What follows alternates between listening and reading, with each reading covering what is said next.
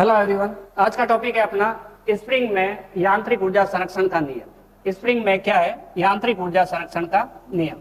इसके लिए हम पहले एक दो टर्म देखेंगे, वो क्या चीज है। सबसे पहला है अपने पास प्रत्यानयन बल, इसके बारे में देखते हैं।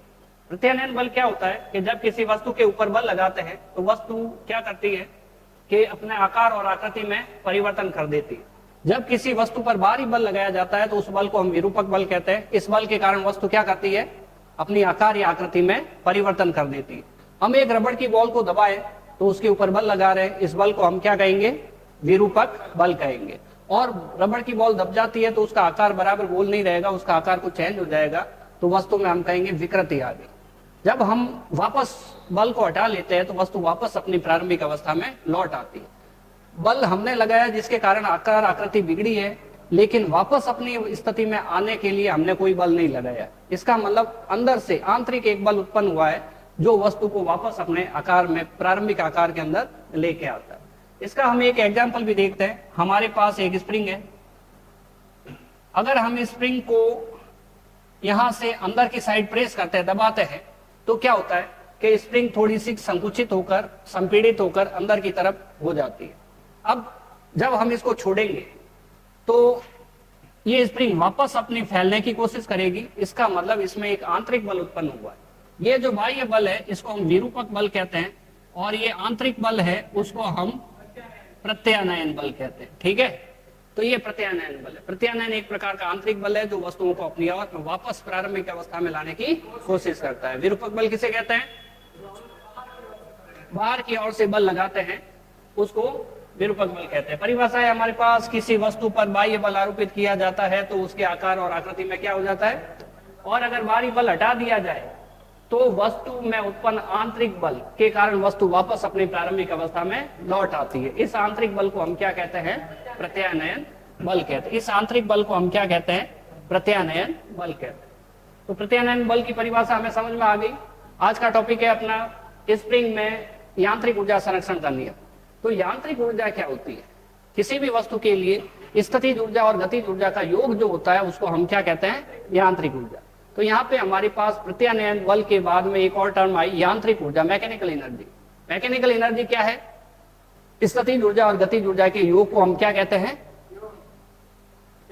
यांत्रिक ऊर्जा कहते हैं। ठीक है, तो हमें क्या करना पड़ेगा कि स्प्रिंग के लिए अलग अलग पॉइंट के ऊपर, मिनिमम 3 तो लेनी है, अलग अलग पॉइंट के ऊपर हम क्या करते हैं, स्थितिज ऊर्जा और गतिज ऊर्जा का योग ज्ञात करते हैं, और वो अगर बराबर आ जाता है तो हम कहेंगे स्प्रिंग में यांत्रिक ऊर्जा संरक्षण के नियम का पालन होता है। तो यहाँ हमारे 2 टॉपिक क्लियर हो जाएंगे। एक तो स्प्रिंग में स्थितिज ऊर्जा कैसे ज्ञात करते हैं उसका तरीका हमें पता चल जाएगा। अगर एग्जाम में क्वेश्चन आता है कि स्प्रिंग में स्थितिज ऊर्जा के लिए सूत्र व्युत्पन्न करो या उसके लिए half K X square formula होता है वो निकालो, ऐसा आ जाए तो यहाँ से ये डेरिवेशन पूरा करना है। अब समझते हैं इसको, डायग्राम को, कि हमारे पास m द्रव्यमान का एक पिंड है जो इस स्प्रिंग से जुड़ा हुआ है, और ये इसकी माध्य अवस्था है, और x बराबर 0 विस्थापन पर ये संतुलित अवस्था में रुका हुआ है, अभी गतिशील नहीं है। ये इसकी सामान्य अवस्था है, ये इसकी क्या है, सामान्य अवस्था है। अगर ये सामान्य अवस्था है तो इसको हम माध्य स्थिति कहते हैं, और माध्य स्थिति में विस्थापन क्या रहता है, 0 रहता है। अभी इसके ऊपर किसी प्रकार का बाह्य बल नहीं लग रहा है। अब हम क्या काम करते हैं, इस ब्लॉक को, इस वस्तु को पकड़ के थोड़ा सा बाहर की तरफ खींचते हैं। बाहर की तरफ खींचते हैं तो हमने बल किधर लगाया, बाहर की तरफ। तो ये जो बल बाहर की तरफ हमने लगाया उसको हम क्या कहेंगे, विरूपक बल कहेंगे। स्प्रिंग में उत्पन्न हो जाएगा विरलन। विरलन का मतलब स्प्रिंग क्या हो जाएगी, फैल जाएगी। अगर स्प्रिंग फैल जाएगी तो स्प्रिंग में एक गुण उत्पन्न होगा कि वापस उसको पहले जैसी अवस्था में लेके आया जाए। स्प्रिंग फैली हुई नहीं चाहिए, वापस पहले वाली अवस्था में चाहिए। ये प्रयास करेगा कौन, एक आंतरिक बल। उस आंतरिक बल को हम क्या कहेंगे, प्रत्यानयन बल। ध्यान से देखना है, हमारे द्वारा लगाया गया बल इधर है और प्रत्यानयन बल इधर है। तो दोनों बलों के बीच का कोण कितना है, 180 डिग्री है। दोनों बलों के बीच का कोण कितना है, 180 डिग्री है। तो हमें पता चला कि विरूपक बल और प्रत्यानयन बल की दिशा क्या होगी, विपरीत होगी। अब हम इसको यहां से छोड़ देते हैं। जैसे ही छोड़ते हैं तो ये प्रत्यानयन बल क्या काम करता है, स्प्रिंग को वापस अपनी प्रारंभिक स्थिति में लेके आता है। लेकिन छोड़ने से पहले देखते हैं कि हम इसकी स्थिति क्या थी, एक्स स्थिति। इस एक्स स्थिति को हम चरम स्थिति कहते हैं, अधिकतम विस्थापन कहते हैं। क्या कहते हैं, अधिकतम विस्थापन कहते हैं। और इसको हम आयाम भी कहते हैं। क्या कहते हैं, आयाम। माध्य स्थिति से अधिकतम विस्थापन, आयाम की परिभाषा पूछे तो एक प्रकार की दूरी है माध्य स्थिति से अधिकतम विस्थापन को हम यहाँ पे x मैक्सिमम लिख सकते हैं, आयाम a लिख सकते हैं, या फिर चरम स्थिति लिख सकते हैं, ये अधिकतम विस्थापन लिख सकते हैं। ठीक है, ये अधिकतम विस्थापन है, ये x है जो आयाम है, ये लिखा हुआ। ठीक है, अब जब इसको छोड़ देंगे तो ये वापस इधर की तरफ गति करता हुआ इधर आएगा। जब ये माध्य स्थिति में आता है तो इसका वेग क्या रहता है, अधिकतम रहता है। यहाँ पे तो हमने पकड़ा हुआ था इसको, तो वेग 0 था, तो वेग यहाँ पे क्या रहेगा, 0 रहेगा, v बराबर 0। तो हम क्या करते हैं, इसको जैसे ही छोड़ते हैं तो ये माध्य स्थिति की ओर गति करेगा, और जैसे ही ये माध्य स्थिति की ओर गति करेगा, ये माध्य स्थिति है, यहाँ पे इसका वेग अधिकतम होगा। अभी ये रुकेगा नहीं, ये आगे की साइड चला जाएगा।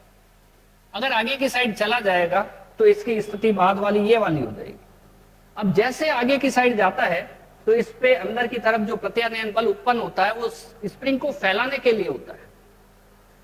अब ये स्प्रिंग संपीड़ित अवस्था में, संपीड़ित मतलब शामिल है, इसके जो छल्ले हैं वो पास पास आए हुए, तो स्प्रिंग में किस प्रकार का बल उत्पन्न होगा, उसको फैलाने के लिए बल, वो बल क्या है, प्रत्यानयन बल है, जो बाहर की ओर होगा।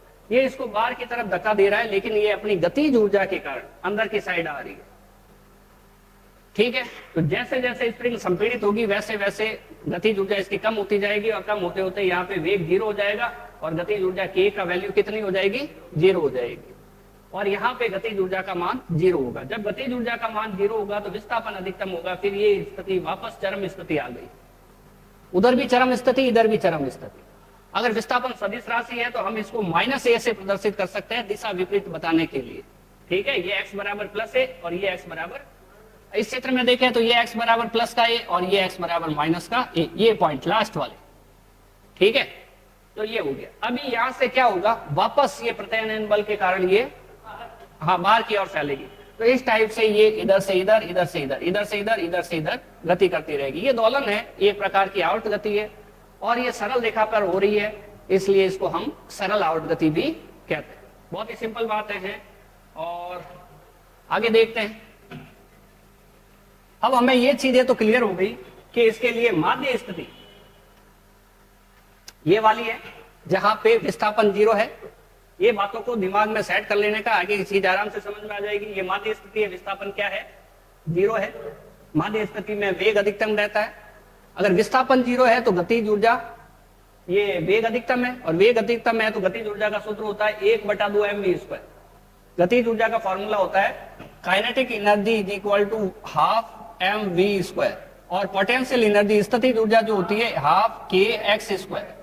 mgh भी होती है, लेकिन स्थिति के अनुसार लगाई जाती है। स्प्रिंग के लिए mgh वो होगा कि सतह से ऊंचाई वस्तु पर, अगर वस्तु सतह से h ऊंचाई पर रखी है तो उस वस्तु के लिए।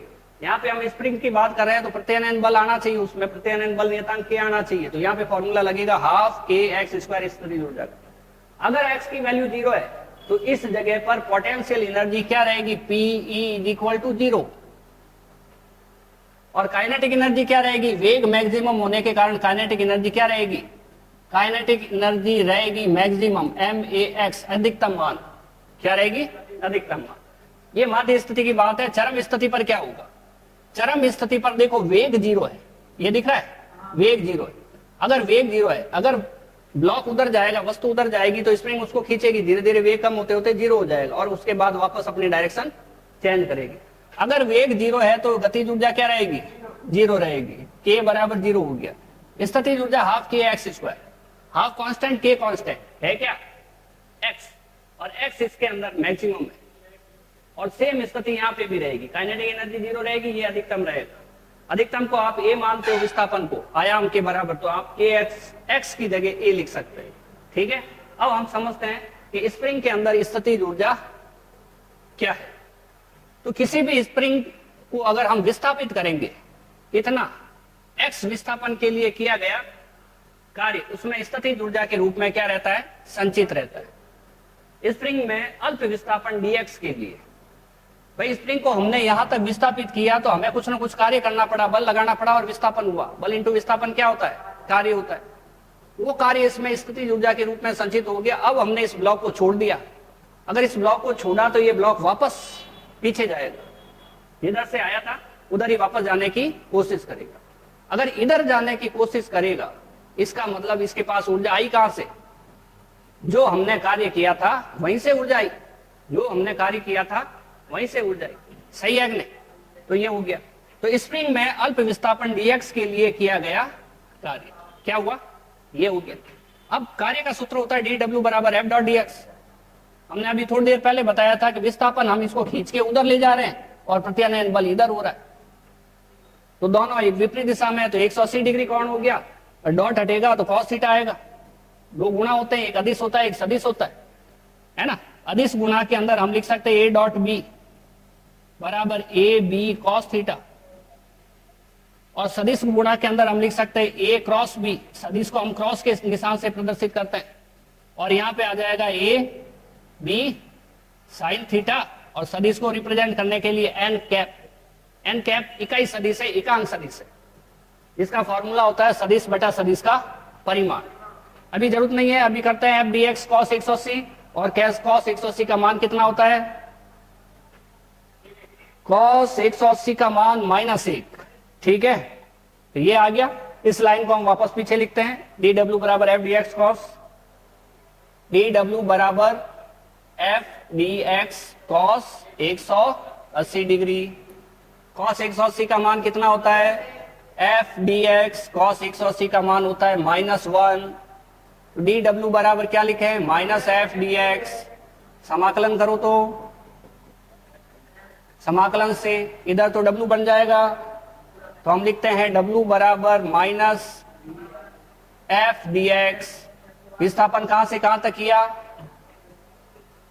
माध्य स्थिति 0 से x मैक्सिमम तक बोलो या a तक बोलो, ठीक है, या यहाँ पूरा तक नहीं आया और बीच में कहीं तक लाए तो भी कोई बात नहीं, dx बोलो x बोलो। सही है, तो ऐसा सोचो हमने 0 से x तक विस्थापन किया। प्रत्यानयन बल इसका सूत्र होता है F बराबर -kx। F बराबर -kx, तो माइनस बोलो 0 से x -kx dx। Minus minus plus हो गया, W बराबर k बार आ गया और अंदर रह गया x dx और 0 से x। सही है, तो ये बातें हो गई। अब इधर ही कर लेते हैं। अगर इसका समाकलन हमें आता है तो फिर यहां कोई दिक्कत ही नहीं, और समाकलन नहीं आता है तो उसका फॉर्मूला है हमारे पास W बराबर k x की पावर 1 + 1 बटा 1 + 1। क्या ये पता है क्या? है ना, तो फॉर्मूला क्या आ जाएगा हमारे पास? फॉर्मूला भी लिख देते हैं। तो x की पावर n dx, अगर ये करना है तो हमारे पास आएगा x की पावर n + 1 बटा n + 1, और प्लस में c आता है अगर लिमिट रखें। ये सूत्र है, अगर हम लिमिट देखें तो यहाँ पे सपोज 0 से x लिखा तो यहाँ ब्रैकेट के बाद 0 से x लिख देंगे, जैसा हमने यहाँ पे लिखा है। सही है, अब बराबर k x की पावर 2, 1 + 1 2 होता है, 0 से x, और w बराबर ये 1/2 बार ले लिया, k बच गया x² और 0 से w बराबर ½ k x² -0 का स्क्वायर। अपर लिमिट माइनस, एक बार इस x को हटाया, अपर लिमिट रखी, x ही है, वो दोनों सेम ही है। फिर एक बार लोअर लिमिट 0 को रखा, तो 0 को रखा,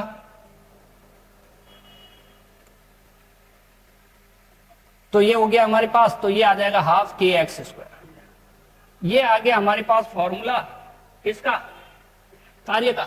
स्प्रिंग को खींचने में, x दूरी तक खींचने में कितना कार्य किया गया, तो यही कार्य स्प्रिंग में क्या बोलो?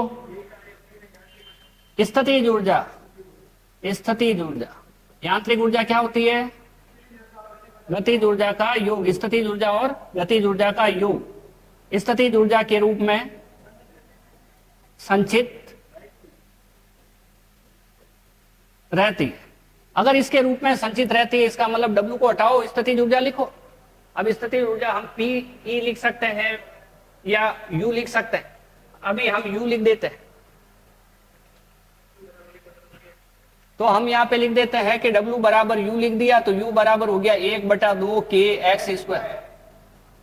ये स्थितिज ऊर्जा का फॉर्मूला हो गया, ये स्थितिज ऊर्जा का क्या हो गया, सूत्र हो गया। अब यहां पर हम कंडीशन फिर से लेते हैं कि ये हमारे पास स्प्रिंग है, डायग्राम वापस बना देते हैं कि स्प्रिंग है ये, और ये ब्लॉक है, घर्षण रहित सतह के ऊपर रखा हुआ है, घर्षण रहित सतह के ऊपर रखा हुआ। इसको अगर हमने थोड़ा सा आगे खींचा तो ये इसकी माध्य स्थिति है, इसको अगर हमने थोड़ा सा आगे खींचा तो ये यहां तक आ गया, और m द्रव्यमान है, और ये स्थिति हम a ले लेते हैं, ये b ले लेते हैं, और वापस ये स्थिति बैक में ले लेते हैं, और यहाँ पे स्प्रिंग में संपीड़न होगा, हम पढ़ चुके हैं, और यहाँ पे स्प्रिंग में विरलन होगा, ये विरलन है, वही डायग्राम वापस बनाया है, ये संपीड़न है, ये A है, B है और ये C है। अब हम यहाँ पे समझने की कोशिश करते हैं, यहाँ लिखा क्या क्या, ये विस्थापन x बराबर 0 है, ये विस्थापन x बराबर मान लो +a है, और ये x बराबर -a है। हमें करना है यहाँ पे UA निकालना है, और काइनेटिक एनर्जी A निकालना है, यहाँ पे UB निकालना है, और kinetic energy eight B point निकालना है, और यहाँ पे UC निकालना है, और काइनेटिक एनर्जी एट C निकालना है। ये फॉर्मूला अभी कैसे निकालें, U बराबर ½ kx स्क्वायर होता है, और ये जो खाली x ही ले में, तो काइनेटिक एनर्जी जो होता है, ठीक है, काइनेटिक एनर्जी होता है 1/2 k a square minus x square. ये सरल आवर्त गति में एक फॉर्मूला है गतिज ऊर्जा का।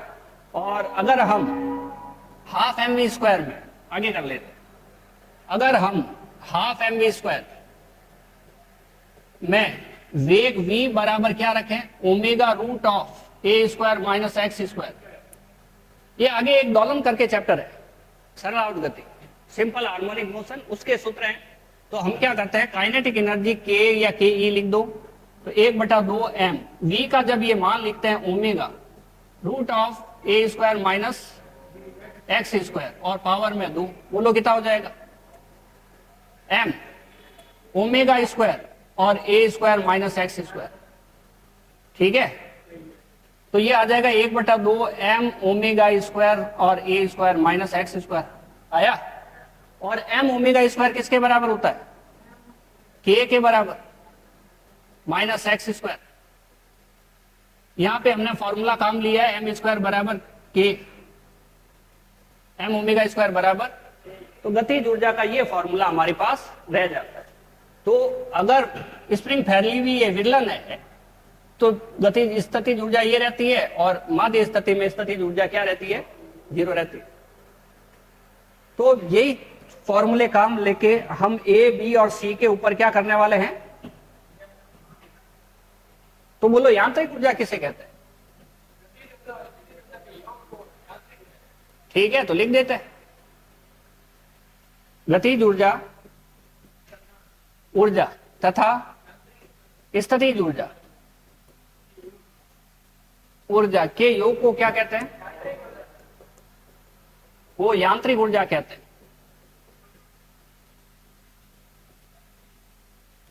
अगर हमारे पास A, B और C तीनों कंडीशन में अगर यांत्रिक ऊर्जा बराबर आ गई, तो हम कहेंगे कि हर एक कंडीशन में यांत्रिक ऊर्जा क्या रहती है, संरक्षित रहती है। तो लिखते हैं, बोलो, A बिंदु पर यांत्रिक ऊर्जा, यानी कि total energy at a point, total energy at a point बराबर kinetic energy at a point plus potential energy. Potential energy को हमने U से रिप्रेजेंट किया है, इसलिए हम यहाँ पे भी U लिख देते हैं। बोलो A, काइनेटिक एनर्जी का फॉर्मूला ये रहा 1/2 k a square minus x square plus बोलो kx स्क्वायर, सही है। तो अगर हम इस ब्रैकेट को खोलेंगे तो भी हाफ के ए स्क्वायर आ जाएगा। और अगर ब्रैकेट को नहीं खोलते हैं और अलग अलग सिचुएशन की बात करते हैं, ब्रैकेट को खोलेंगे हाफ के एक्स स्क्वायर से हाफ के ए स्क्वायर कट जाएगा। अगर ब्रैकेट को नहीं खोलते और हम यहां के लिए x बराबर 0 पुट कर देते हैं इसमें, तो करो देखो 1/2 एक्स के 1/2 के ए स्क्वायर माइनस 0 का स्क्वायर प्लस 1/2 के 0 का स्क्वायर। तो ये आ जाएगा 1/2 के ए स्क्वायर, 0 लिखा है नहीं, प्लस ये क्या हो जाएगा 0, यानी कि total energy at A is equal to क्या रह जाएगा, सही है। नेक्स्ट काम करते हैं बिंदु बी पर यांत्रिक ऊर्जा। बिंदु बी पर यांत्रिक ऊर्जा, सही है। चलो बोलो क्या लिखे, total energy at B is equal to kinetic energy plus potential energy at B. Kinetic energy का फॉर्मूला था हाफ के A square minus X square, और यहां पे हो गया हमारे पास प्लस 1/2 के एक्स स्क्वायर। यहां पे x बराबर कितना है, चूंकि x बराबर 0 है, कहां पर, a पर, चित्र में दिख रहा है माध्य स्थिति पर ही है, ये इसकी माध्य स्थिति है ना। यहाँ पे प्लस है, यहाँ पे माइनस है, अधिकतम की बात कर रहे हैं। तो बोलो यहाँ बी पर क्या होगा, 1/2 के ए स्क्वायर माइनस यहाँ पे x is equal two plus का a है, कहां पर, b पर, तो हम यहाँ पे a ही लिखेंगे, प्लस 1/2 के a का स्क्वायर। क्या ये सही है, a स्क्वायर से a स्क्वायर कट गया, 0 आया, और 0 से गुणा किया तो फिर 0 हो गया, हाफ के a स्क्वायर बचा, तो ये बचा 1/2 के a स्क्वायर, सही है। फिर वही आ गया। फिर काम करते हैं बिंदु सी पर, सी पर कुल ऊर्जा। तो बिंदु सी पर कुल ऊर्जा ज्ञात करने के लिए बोलो क्या करें, टोटल एनर्जी एट सी बराबर kinetic energy at C plus potential energy at C. फॉर्मूले तो वही रहेंगे, बिंदु सी हो X square plus half K X square, half K X square. बिंदु सी पर, हाँ सी पर माइनस ए, सी पर x is equal to minus A. Diagram में भी देख लेते हैं, ये रहा बिंदु सी, और सी पर ये इधर की साइड है, सही है क्या। तो हम काम करते हैं, यहाँ पे माइनस ए लिख देते हैं, तो 1/2 के ए स्क्वायर माइनस, अगर x बराबर ये है तो x स्क्वायर बराबर माइनस ए का स्क्वायर रहेगा, और x स्क्वायर बराबर माइनस का स्क्वायर होके प्लस का ए स्क्वायर बचेगा। क्या ये सही है, तो x स्क्वायर हटाओ और उसकी जगह हम प्लस 1/2 के ए स्क्वायर, तो ये आ गया, देखो ए से ए कट गया, 0 आया, प्लस 1/2 ए स्क्वायर बराबर क्या रहेगा। तो समीकरण 3, समीकरण 2 और समीकरण 1 परिचय कहां गया, ये वाला, तो इसके आगे की लाइन लिखी नहीं, 0 को हटाना था, चलो ये नहीं हटाया, समीकरण 1 सही है। तो समीकरण 1 में भी हाफ के स्क्वायर, 2 में भी, 3 में भी सही है।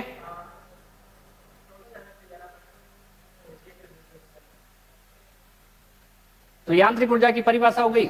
तो अब बोलो अब क्या लिखे, समीकरण 1, 2 व 3 से बोलो टोटल एनर्जी एट ए बराबर total energy at C equal to, सब बिंदुओं पर जो ऊर्जा आई वो हाफ के ए स्क्वायर ही जाइए, अर्थात इससे ये सिद्ध होता है, अतः अर्थात स्प्रिंग की गति में यांत्रिक ऊर्जा संरक्षण के नियम का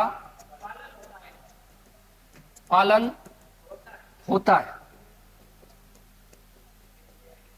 ठीक है, अब हम क्या काम करेंगे, एक तो ये आ गया हमारे पास मोस्ट इंपॉर्टेंट रिजल्ट। एक और हम काम कर सकते हैं कि स्थितिज ऊर्जा और माध्य स्थिति से कितनी दूरी है, विस्थापन कितना है, उसमें ग्राफ बना सकते हैं।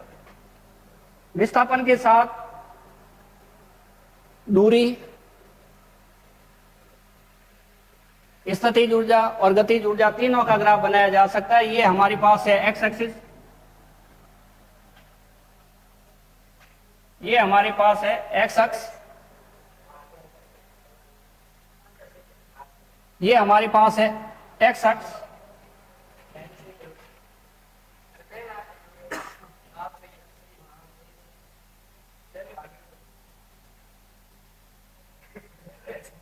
ठीक है। तो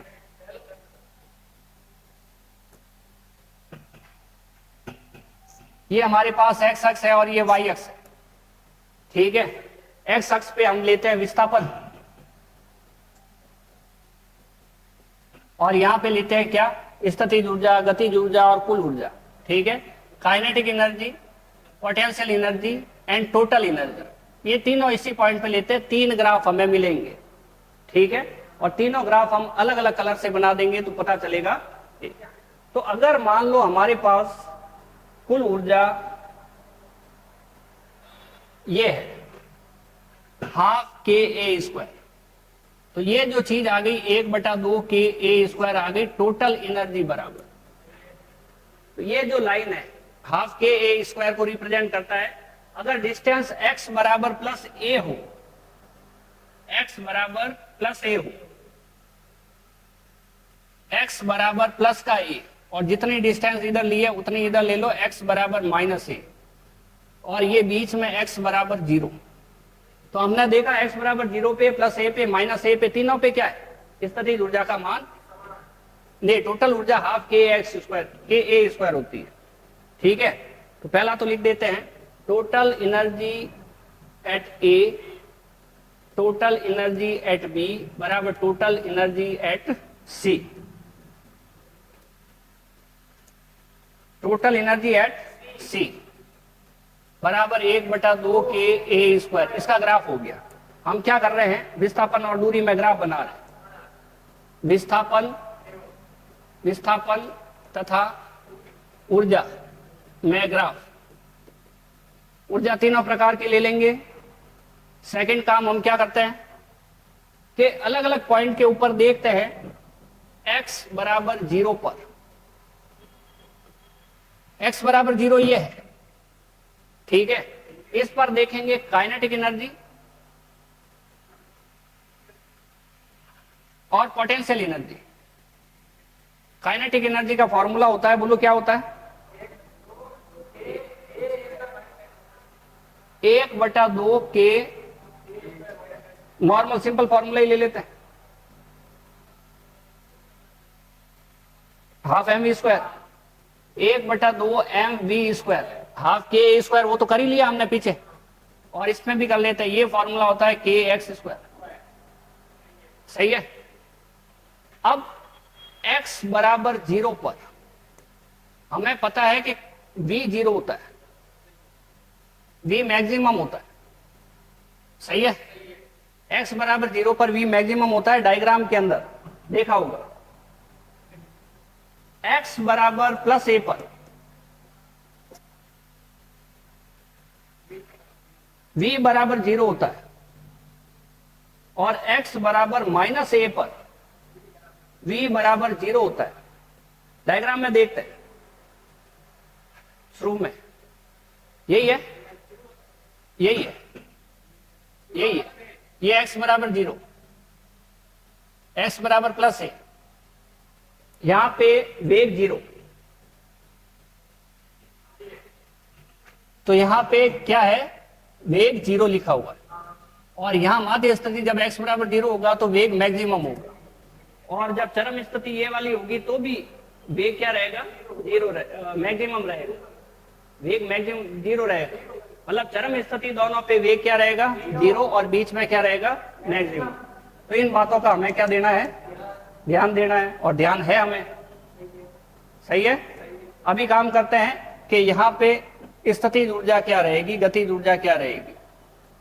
अगर हमारे पास ये पॉइंट आ जाते हैं तो हम आराम से ग्राफ बना सकते हैं। चलो पहला देखते हैं। अगर यहाँ पे V मैक्सिमम है और कहाँ x बराबर 0 पर तो गतिज ऊर्जा रहेगी हाफ mv²। तो ये k मैक्सिमम रहेगा। क्या ये ठीक है क्या?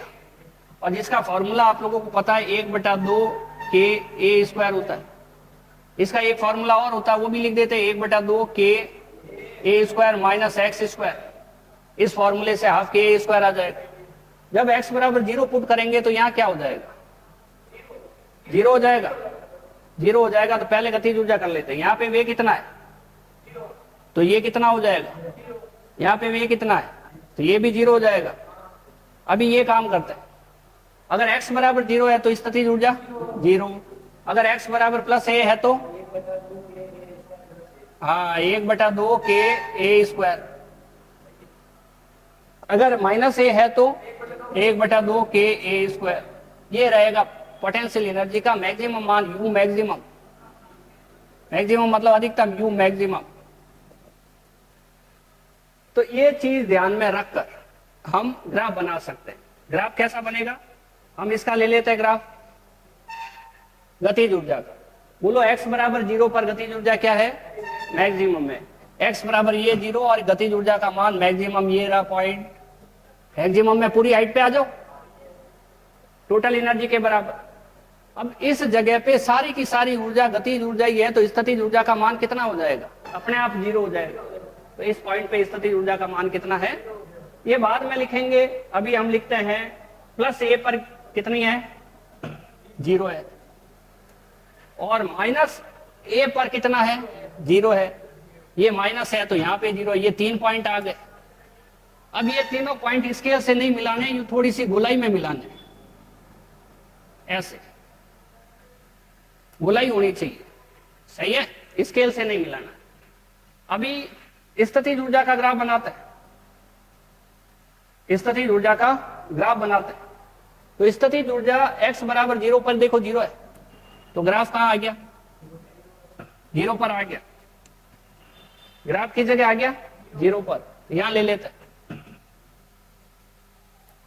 x बराबर +a पर स्थितिज ऊर्जा मैक्सिमम है, सबसे ऊपर आ जाएगा, सही है। और x बराबर -a पर भी सही है, तो ये ऊपर आ जाएगा। अगर ये ऊपर आ गया तो तीनों पॉइंट को फिर मिला दो गोलाई के अंदर। ये हमने इसको गोलाई के अंदर मिला दिया। तो ये ग्राफ किस चीज का है, ये ग्राफ जो सीधा वाला आया है वो स्थितिज ऊर्जा का, पोटेंशियल एनर्जी का, और उल्टा जो ग्राफ आया वो किसका है, गतिज ऊर्जा का, काइनेटिक एनर्जी का। और यहां पे हम 2 पॉइंट देख रहे हैं, 2 पॉइंट और आ रहे हैं, कौन कौन से, ये पॉइंट और ये पॉइंट क्रॉस करते हुए। ये पॉइंट ऐसे है जहां पे स्थितिज ऊर्जा और गतिज ऊर्जा का मान 0 हो जाता है। तो स्थितिज ऊर्जा, इसके नाम दे देते हैं हम x एंड y।